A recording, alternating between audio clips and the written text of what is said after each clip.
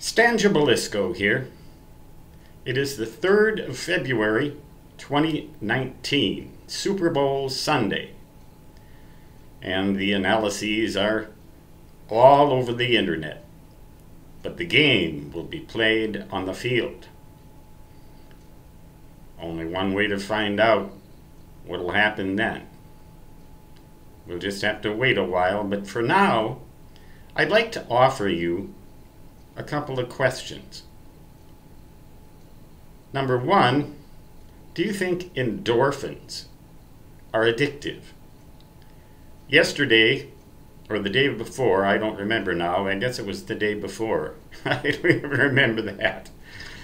They cut my foot open. They cut it 4 centimeters deep and tried to squeeze fluid out of what they thought was an abscess on the foot.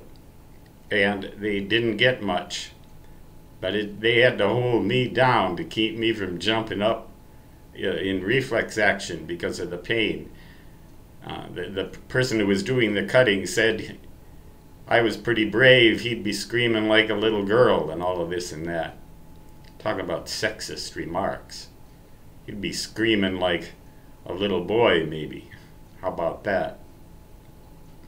But anyway, that's over and done with. But I cannot get that foot wet. And it's going to be several weeks that I won't be able to get it wet. Even in the bathtub, I have to hang it over the side. But I'm not going to let myself get BO either. So I have to take a bath every day, but no swimming. No swimming for probably 4 to 6 weeks. And I swim because I get an endorphin high, as they call it, from the physical activity. It helps to counteract the depression that I seem to have a tendency to gravitate towards. It sort of ungravitates me from that. And it gives me an appetite, which I lose when I stop exercising. So I'll probably lose weight as a result of this enforced dryness. Enforced. Other ways of exercising just don't work for me. Swimming, it's got to be. And now I can't do it. So I'm going to have to get used to that.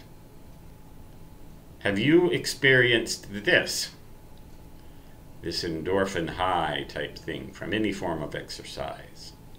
I can't run or jog because I'd have to pound on that foot. Swimming is the only way that I can do it.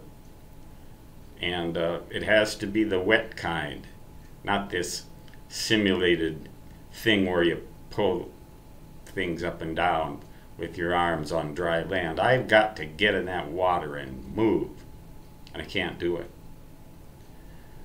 So endorphins, for me, are addictive, which leads to the second and perhaps more important question.